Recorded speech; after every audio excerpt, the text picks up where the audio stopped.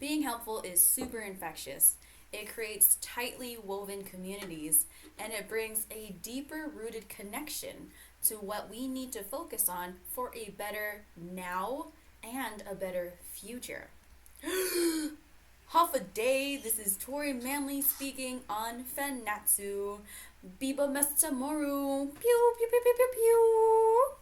And today we're going to talk about the culture of helping, volunteering, how the culture of volunteering directly links to a sustainable world and to you. Cue the avatar opening. Economic, social, environmental issues. My nana used to tell me stories about the old days, a time of helping when indigenous cultures kept balance between the world. But all that changed when greenhouse gases built up. Galactus Day. Only the volunteers, the cheapest of the labor force, can non-profits afford to stop the ruthless inequalities. But when the world needed change most, COVID hit. Many seasons have passed and the climate change is getting hotter and hotter. Hey, do this, gal.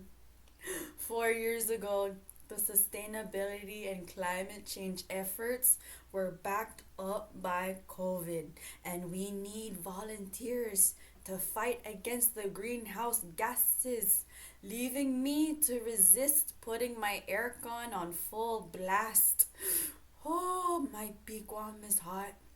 Some people have belief that the volunteers are never able to change a thing and that funding is being pocketed gov Guam, but I haven't lost hope and I still believe somehow a culture of helping can save the world. Biba Chamoru. End scene. So, what I'm trying to say is that volunteering is valuable. It's one of the many ways to transcend to a sustainable future that we want to see. The volunteer population 20 years ago was 8 million people, and in today's world, it's reached 1 billion people. Enough volunteers that can fit the size population equivalent to China or India. Whew! Now that we've laid the groundwork as to how massive volunteering has gotten worldwide, let's talk about Guam's efforts. Where are we there? A few barriers I want to talk about when it comes to volunteering are equivalent to these following scenarios. Number one, let's consider this next barrier equivalent to setting up a tent at a party.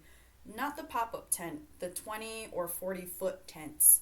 We do it every year for a fiesta, but it takes like 7 uncles or family members to figure out how to put it up with no instructions, and then 3 hours later, all you're thinking is that there just could have been a better way. This scenario is equivalent to the time barrier. The next barrier is equivalent to those moments when your friend or family member has made it a weekly ritual to come over to your house and to eat your food, even though they have their own fridge and their own food. They come to your house literally to just pop open that fridge. You understand that it's someone you love, and but the back of your head, you're just thinking that the fridge is not magical. It doesn't magically get restocked. You have to go to a job and pay for that money to get that food. And it's hard. You may never tell your family or friend to either stop eating your food or please contribute to more food. This scenario is equivalent to barriers of resources. And finally, the third barrier would be like if our auntie or family member or our grandma was telling you all the stories of how everyone in your family is related, from where you are in the clan's family tree, all the way to your third cousin, and how they are also your second cousin from your mom or your dad's side. and you are sitting there and you're listening and you're doing your absolute best to be attentive, but you don't even know most of the people that she mentioned. This barrier is equivalent to lack of awareness. And now, with each of these barriers, we'll go over some suggestions, solutions, support, calls to action, and what Guam is doing with their volunteers to make the island more sustainable.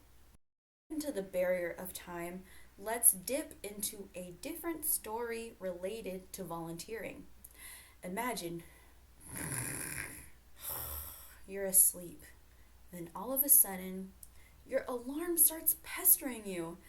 Wake up! Wake up! Why are you sleeping? Wake up! You don't even know what day it is, what hour it is, what time is it. So you reach for your phone. You're blinded by the screen, and you learn that it's 3:30 a.m. What the heck? It's 3:30 in the morning, and the fanihi or the bat count that you signed up for is at 4 a.m. What have you done? You cry and you groan, and you just remember that you went to bed like 3 hours ago, and that's the earliest that you have been in bed in ages, and now you have volunteered to get up. I'm sorry, Fanihi Count. I can't make it. It's too early.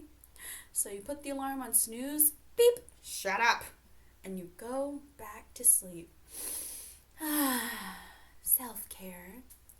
So time constraint is a real barrier when it comes to volunteering for environmental events or issues. Sometimes these volunteer events are either way too early or they are way too late. Or maybe you've learned about it months or even weeks ahead into your calendar and you forgot to keep tabs on it. So when the day actually came, you just straight up forgot that it was happening. Another side of this particular coin when it comes to time is that some people choose to stay in the realm of volunteering because it is not quote unquote considered a real job. It's rather a pseudo job. A woman that I met while I was working at the Salvation Army thrift store actually prefers to stay within the needs of her federal assistance program. But also, I would like to clarify that we love federal assistance. We love help. We love it when there are people who have enough money to eat. Now let's continue. She would rather volunteer and meet her required hours for her program because it comes with certain benefits as follows. She can make up her own hours as long as they meet their necessary total, and she does not have to address her issues of being late. Everyone's late sometimes, so her tardiness keeps her from getting a quote-unquote real job or a place of employment. And volunteering at an organization is so grateful for any help that they get that there's no way that they could punish people for tardiness. So another barrier is not having enough time, and that is completely understandable between having a job or possibly going to school, perhaps taking care of family and our health and our well-being. It is completely understandable that volunteering may not be available for everyone's schedules. And if you fall into this category of people, please remember that your everyday tasks are helping someone in some way. So, there are so many barriers when it comes to time. What do we do about it? A few sayings that can help us. A reading from Oprah. We all have the same 24 hours. We can have everything we want, but not all at once. End quote.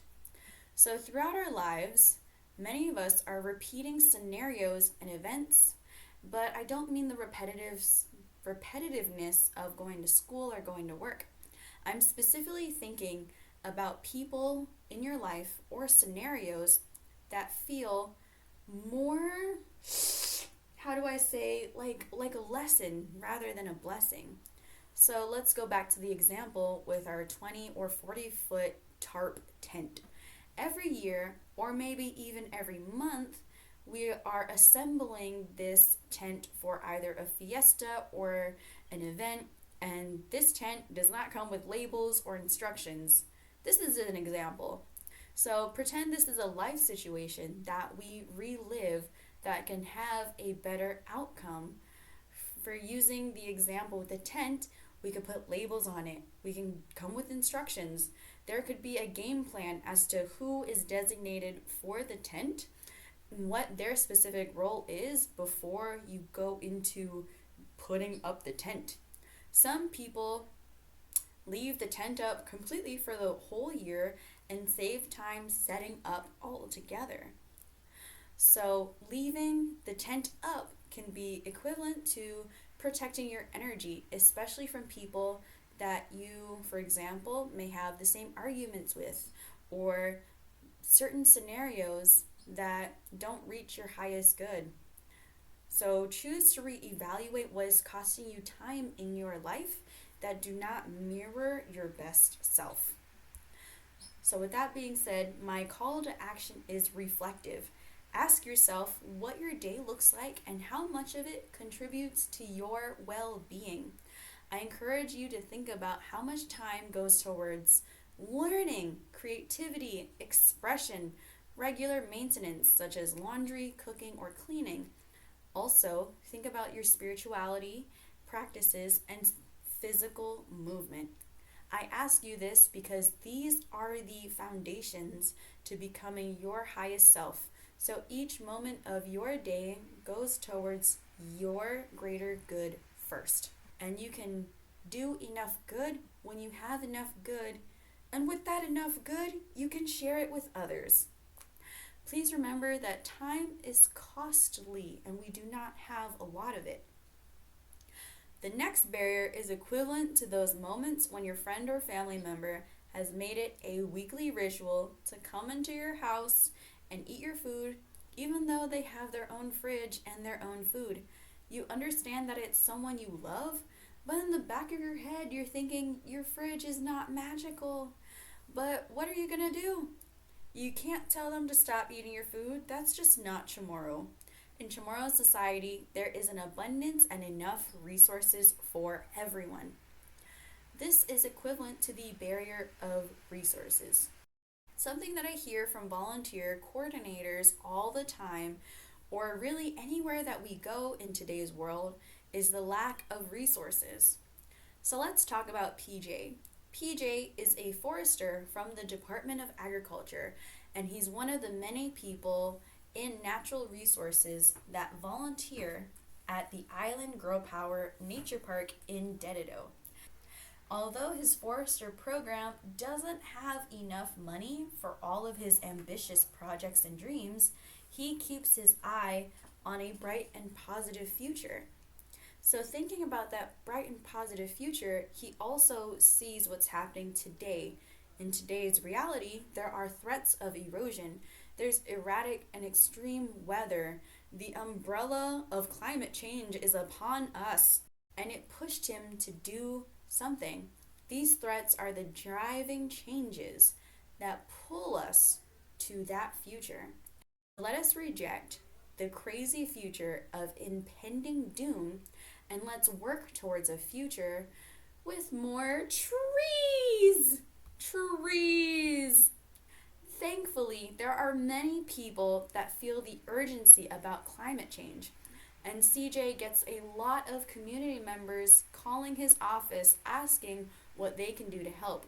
So he decides to help them focus on planting trees. Because he and the people of the community have done the work, some of the work that they've done look like planting native trees, measuring existing native trees by the trunk so they know how much carbon is being sequestered into the land. The impact of the crime rate and reducing that impact by planting more trees. He is helping people create environments that are more hospitable and shady for humans. Through tree planting, you can sequester carbon, and he's creating a demand for people that they would want to get behind. He's creating a demand or a mission that people want to join. Because Because people demand to help with these projects, aka volunteer, he can apply for grants that help with the issues of resources. He has explained to me that the more output his tree planting projects get, for example, if there's enough evidence to show that planting trees is actually helping with that long list that we mentioned before, the grants that he can get become bigger and bigger, and he's able to do more projects. One of the grants is called Fina Maulik, and you can also learn to be a citizen forester or volunteers at the Island Girl Power Dedido Rainforest Restoration Park, and this is in Dedido on Guahan. So, my call to action to you is if you are looking for places to volunteer, there are resources around to help you. Ask your friends and family if they hear of anything to let you know and to have them send a flyer or information about the organization to you. Another way for resources is to check out guamservicelearning.com. Again, that is guamservicelearning.com. This website is specifically for service learning hours for students, but it is an absolute great resource for Guam that is a centralized place for volunteering, and the information is usually up to date. I also want to acknowledge the barrier for potential and existing volunteers. Money, salapi. Volunteering truly tasks time, energy, and sometimes personal resources. As Chamorro people, we are incredibly helpful. It's truly about Inafa Maulik when it comes to our community, taking care of each other. But at the same time, the culture of helping often clashes with the culture of consumerism and capitalism. With that being said, 1 out of 5 people on Guam are below the poverty line. That is 29% of people. Please make sure that you are coming from a place where you have enough. There's also enough to reach outward and to help other people. Now let's get into our final barrier. The third barrier would be like if our older relative was telling us all the stories of how everyone was related. Imagine you are at a party, you're sitting next to your relative. I'm imagining she's a grandma or an older aunt, and you're eating dinner with her, and she wants to tell you about who you are in the family tree. She starts telling you like who your great grandma siblings are and who all of your first, second, and third cousins are. But you also have no idea what this tree looks like. So you're sitting there and you're listening to her, and she says something like, "You have 200 second cousins on your mom's side." And you're like, "Excuse me? I have 200 second cousins. Where are they? They're in California." What? Grandma, that's not a family tree anymore. That is a spread out family shrubbery at this point. So this story is equivalent to the barrier lack of awareness. Awareness means you have a knowledge or perception of a situation or a fact. Now let's get back into our barriers. I want to know if other people have this experience. So, with that experience, do you ever go somewhere like a beach or a location or a song that you've heard and it reminds you of a memory? So, my friend Maria, who is a Guahan Sustainable Culture AmeriCorps previous member, took a tour of the GSC garden in Hagatnia, and when she first started her volunteer term, imagine how hot it was. The sun was high in the sky, people still had to keep their distance due to COVID, and they were learning about composting. So composting is the perfect way to regenerate food scraps into soil and nutrients by little animals, little microorganisms breaking down and eating food and green waste. So during their garden tour, the teacher was explaining that the compost pile can get ridiculously hot. The temperature can rise to over 150 degrees or 66 degrees Celsius. during the composting breaking down process. So you have to turn your compost very often. Microorganisms need the air from the turning in order to break down the materials even further. And as they break down the materials, the the heat generated from the compost gets hotter and hotter. She thought that was an incredibly interesting fact. So, without warning, without telling anyone, whoop-pa! She punched her hand clean through the compost pile. Pa! And it went all the way towards her elbow, just elbow deep in hot compost. Her memory of a hot compost pile was such an incredible experience to her. She got to experience moving her hand around the compost bin, the dark and moist soil between her fingertips, the smell of decomposition, and the warmth of freshly turned compost delighted her senses. So at the end of the day, we met up together and she told me about her first day as an AmeriCorps volunteer. She told me about her experiences throughout the garden and how she interacted with each plant and what she learned about it. And she also taught me about the compost pile. All the while, she was giving me a private garden tour because she was able to share her awareness of food sovereignty through good memories, her stories, and how she interacted with the information. So we both learned more about composting and gardening that day from her experiences and stories. So now when I think of soil, I think of my friend that punched through a compost pile and it brings an immaculate smile to my face. So making memories and connections in nature by volunteering can help you learn more about issues, and it would be way more fun. If you feel compelled to look up any topic that greatly interests you, there's a ton of resources. There's the internet, there's books, documentaries, and other resources are incredibly abundant. Let's dive deeper into abundance. The Marianas is an incredibly abundant place. It was back then, and in many cases, it is still abundant. Specifically, it is abundant on media and information.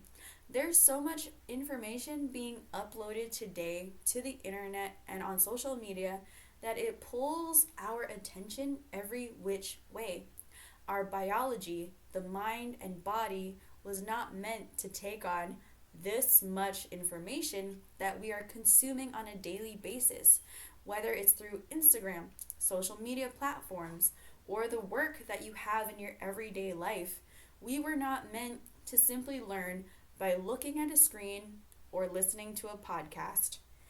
The ability to share stories and meet with community to better learn and embody this information. So my call to action to you is to find community, find friends that know even just a little snippet of what you're interested in. And with that, it will lead you to other people that will eventually, you will find yourself volunteering at places that you've never known about, but you have absolutely learned to love. Another call to action, and become curious. Find out if there's any organizations that build on topics that you love. For example, if you love hiking, you can help volunteer with cleanup efforts hosted by different organizations such as Micronesian Climate Change Alliance or Eco Warriors. If you're good at numbers and computer work, you can join the Guam Herbarium digitization to help input plant species into a digital database. If you love snorkeling, there is a Crown of Thorns Sea Star response training on Guam by the Guam Coral Reef Initiative. If that sounds super cool to you, it should, because it is super cool. Again, these are all opportunities based off of Guahan, but the concept, the message that I would like to convey to you still stays the same. And anywhere you go, please be patient with organizations that accept volunteers. Many of these organizations are meeting community needs with the smallest of funding and staff. For example, if their website says that they're open from Monday through Friday, for example, the Salvation Army thrift store, they accept donations on Tuesdays and Thursdays. But if you show up ready to give, you may note that sometimes the acceptance of goods would randomly shut off, or they're not able to take some things because sometimes there aren't enough volunteers or space or resources, or not enough staff to distribute these items of goods to the shelves so other people can love pre-loved items. So, with that being said, it can be a little erratic sometimes, so be patient. When you are patient, the organization that you're trying to reach out to will be 10,000 times grateful about how far you've come to lend a helping hand. So we are nearing the beginning of our second half of the episode. And the second half of the episode, Chrisostomo from Guahan Sustainable Culture. Star fruit is my favorite, but I don't grow that at home. But when it is in season here on Guam, I get so excited because it's so good. It's one of the first fruits that I fed. It is the first fruit that I fed to my baby when she first started eating, and it's so beautiful, and it's purple, which is like her favorite color, and it's got that star in the middle, really pretty. Okay, well, I'm Michelle Chrisostomo. I'm the president and co-founder for Guahan Sustainable Culture. So what I do for GSC, I mean, in the community garden, painting our guma over at SKC, all of it. And of course, thanks to help that we got from volunteers as well. I've really done a little bit of everything. When we first started, it was just Marlon, myself, and some of our family helping us get GSC off the ground. The organization's been around for 5 years. I started growing food for myself and for my family. And my dad, he had introduced me to growing microgreens and actually took me through the whole process from seed to harvest because he needed my help to manage his farm while he went off island. Turned out that I really loved what I was doing, and I just became really passionate about it, and I started sharing it with people at my work, because at that time I had another full-time job somewhere, and I started just sharing it with everyone. And then he started taking more trips off island and relying on me to run the farm, and that's when I really decided that I wanted to do that for a living. And how could I make that a living? And I was so passionate about it that I wanted to share, like, you know, the joy that it brought me. I wanted to share that with other people as well. And I knew that, you know, people wanted to experience that, but didn't really know where to start, where was a good place to go for information. So I, at the same time, wanted to create an inviting space for people to learn all things about cultivating your own food and just empowering them to have that knowledge and those skills to do that. So, and my dad had mentioned to me, you know, you should, because you want to do all these workshops and stuff as well, you should consider starting a nonprofit. And the next day I went to Marlon, who was my friend, and she's also the co-founder for GSC, and I was like, I want to start a nonprofit. And, you know, I wanted to be focused around education and teaching people, you know, starting with microgreens, but also teaching people, listening to what they want to learn about, that they can't really find a place to go to learn that, except for registering as a student at the university, you know. And so we want to make it accessible, and so she offered to help me, and she was also passionate about, you know, this kind of vision, and it's grown into so many things from there.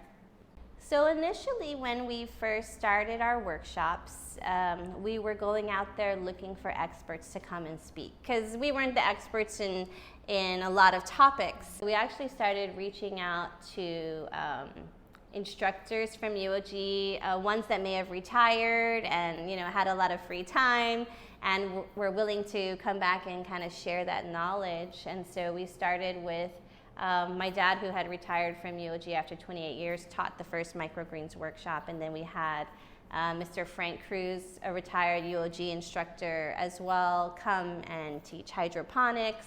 And then it just grew from there. We're already kind of in that UOG scene. We were, asking for permission to use their classroom and take people to visit Triton Farms. It just made sense to partner up to do that. It's kind of around that time frame that we started sharing our vision about building a community garden, and that was something that Dr. Shelton, a very small of his very large plans, and then that all came to fruition once we got the AmeriCorps grant, and we were able to recruit members to help us build that community garden. Well, now we have 3, but that's awesome. Yeah. Gosh, our volunteers surprisingly have been coming back for a long time. So I was actually really surprised because we also do service learning opportunities, and already well over a year ago, I had seen some students from high school coming in and volunteering with us in the garden. And then my work took me away from being in the garden so often, but well over a year later, I come back and they're still in high school and they're still doing their service learning at the garden. And I'm just like really, it feels so good to see them, doing something so worthwhile after school and also earning those service learning hours that they need, but choosing to want to come back to do those activities. It shows that like what they're doing, they're really enjoying. And so that makes me happy to see that, we're able to work with the youth and the high schoolers to do that. But we get a lot of groups that want to continue coming back, and it really helps because when we need a lot of help in the garden and these large groups come, we can get so much done. We did work with actually 10 schools, and they were they varied from high school to middle school to elementary, but we worked with 10 because we received a small grant that allowed us to build 10 community gardens, 10 gardens in 10 schools. So that turned out to be really a really good effort, but not only did we build the garden, but we also expanded some of the schools that already had gardens. A lot of these initiatives were done with through coordinating with teachers who were very committed to keeping these gardens running, and so that was one of the key factors when we chose the schools, is looking at the programming that they had that they could do around the garden, and then the person from the school who was going to be the lead and initiate this project and keep it going. So we have done an after-school program where we have, and a summer school program where we have actually worked with kids from seed all the way to harvest, where they're able to harvest the food, cook it in a dish, and experience what it tastes like. They're also able to take plants that they have grown to their families and care for it from there. So that has been really a rewarding experience. We have a farm to school program that started this school year, and so we have 5 elementary schools that are coming to the gardens, and they're actually getting their own designated garden beds. They're planting tomatoes, long beans, and eggplant, and it's actually starting to fruit now. Each school has 3 field trips, and they come, they plant, and they learn different things. We have a curriculum designed so that they're also able to learn not just about planting, but about nutrition, and they're able to taste test food, and at the end of the program, they're able to take the vegetables that actually grew from when they first planted it, and then they're going to be able to cook it. Wow. So, honestly, the students, when they do come to the garden, they have really shared that it's one of the best field trips that they've ever got to experience. And so they absolutely love coming to the garden, getting out of the classroom, and then also connecting. So we get like a lot of the science teachers coming out and showing like this is actually what seeds look like when they're ready to be harvested, and this is different parts of the plant. So they're able to like build that connection in real life, and so it's just experiential learning that I'm seeing happen a lot when the students do come to the garden. Want to also share with people that there's avenues that you could take after high school if you wanted to stick with farming, learning about food, nutrition, environmental sustainability, all of that. So I think it's really a good opportunity for those young students to kind of get that experience and think about, other opportunities after high school. So that's kind of something that the garden was built for, was to show people what could be done in their homes. So it's for us, it really is to have people come and learn and see what's possible to do in their homes and how they can do it, and to give them kind of like those resources, free seeds, free seedlings. Working in the garden also helps them learn. So a lot of people do come when they volunteer, it's because they want to learn how they could implement this in their homes. And so I think it's very important for people to know where their food comes from. When we first started out doing this in the schools and teaching the youth, we saw that so many students were not familiar with local produce. And so that's something that we really wanted to change. And so we continue to build curriculum that is more local and place-based, so that people can relate to it more than the kinds of textbooks that don't come from Guam. So we've tried to localize a lot of the information that's out there for students to be able to like digest and understand that.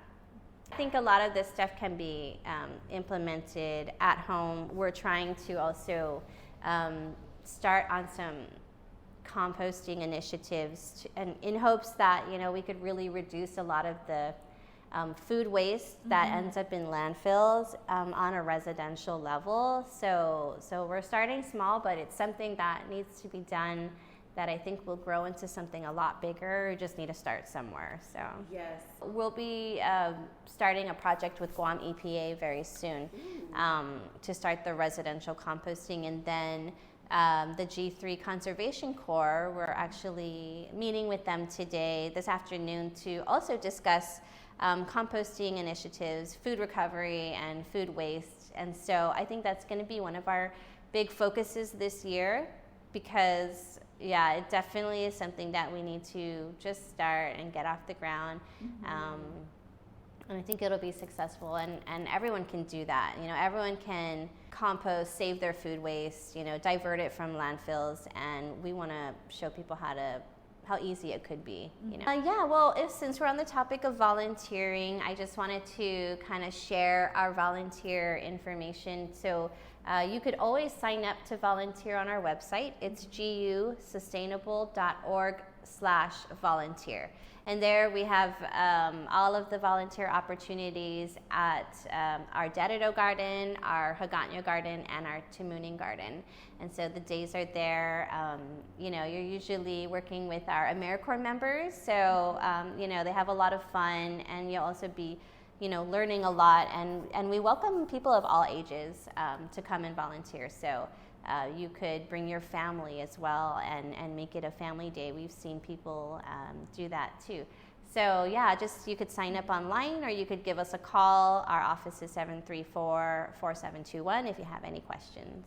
I think we pretty much have volunteer opportunities every day of the week. Monday through Nice. Friday. They're usually in the late afternoons because when it cools down a bit, working in the garden. So normally it's in the afternoons. On the weekends it might be mornings. So that's around I'd say 3 to 5 p.m. Stop by the garden right across the post office, and you could talk to our AmeriCorps members there. We usually have seedlings that we can offer to the community. Oh yeah, absolutely. Our Instagram and our Facebook is GU Sustainable, so you should be able to find us just by plugging that in. Nice. This has been so wonderful. Thank you so much. Thanks, Tori. Thanks. My message to you is of gratitude. Thank you for what you do on a daily basis. I know that you want to learn valuable ways to make a difference, and you are extending the love that you have for your friends, your family, and your community. You are extending yourself to others every single day, and I am so freaking proud of you. Please make sure that you take care of yourself while you're helping volunteering. Volunteering is a fantastic way for us to find community, build awareness, break through barriers, and find like-minded people that want to help make an impact.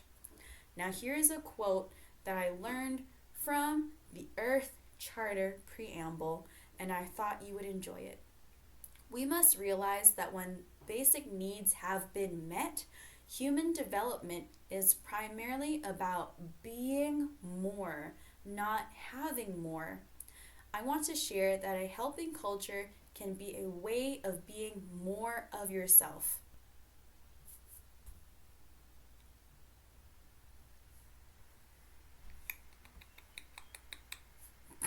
So thank you so much for your time, and Biba Mes Chamoru. Pew pew.